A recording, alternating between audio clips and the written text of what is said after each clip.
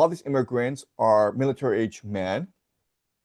Um, the problem is that it's very hard to get these men to go to war.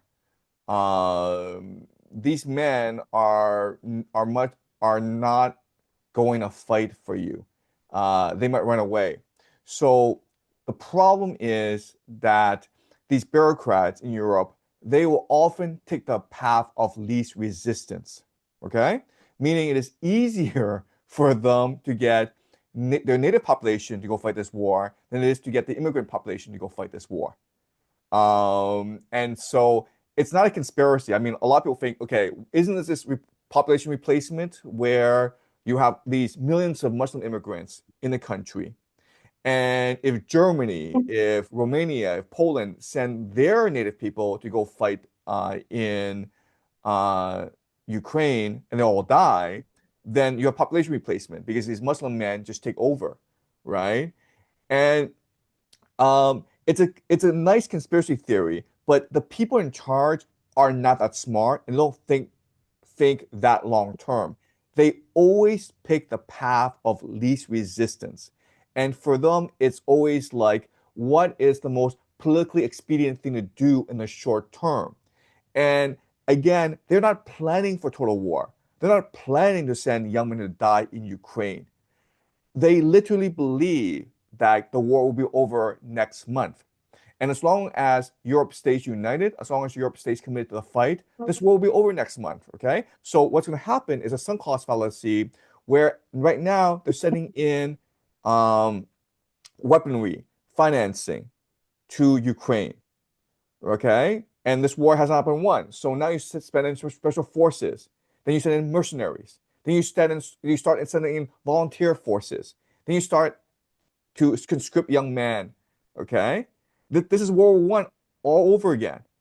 And so again, it's not long-term thinking, okay? Because these people are incapable of long-term thinking. It's just like a short-term, politically expedient solution to a problem that they're in.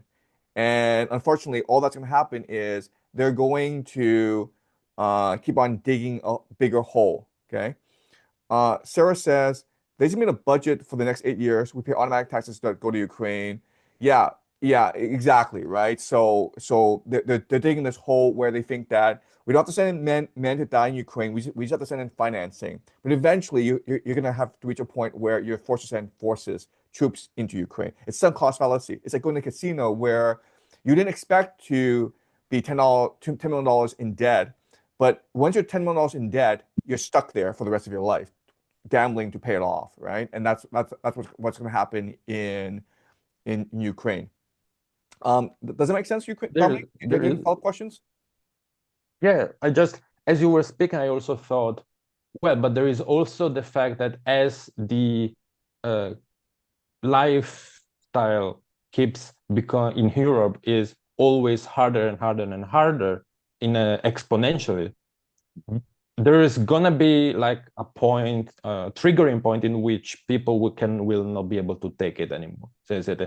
And we're gonna have to see some violence in the streets. Yeah. So sending away young men to play and fight your war for you is also a prevention from this from happening. Exactly. You're exactly right. So again, they're not planning for this, but when they're forced a choice between, sending the man to die in a war or having them, burn down your streets, like go rioting, well, we'll send the men off to die in Ukraine. And unfortunately, okay, the native population is going to be a lot less obedient than the immigrant population. Okay? So the immigrants are going to stay at home and not riot. The native people are going to riot. And so you send the native people to go die in war, not the immigrant population to go die in war. So it's very strange. Like everyone knows what's going to happen. But again, the bureaucrats in Brussels, they're in a bubble and they're stuck in a sunk cost fallacy, and they're just going to dig a bigger hole for themselves. And when you send young men to die in a war, eventually you're going to have mutinies. Eventually you're going to have civil war back in Europe. So I think this is how it ends. It ends with political revolution in Europe.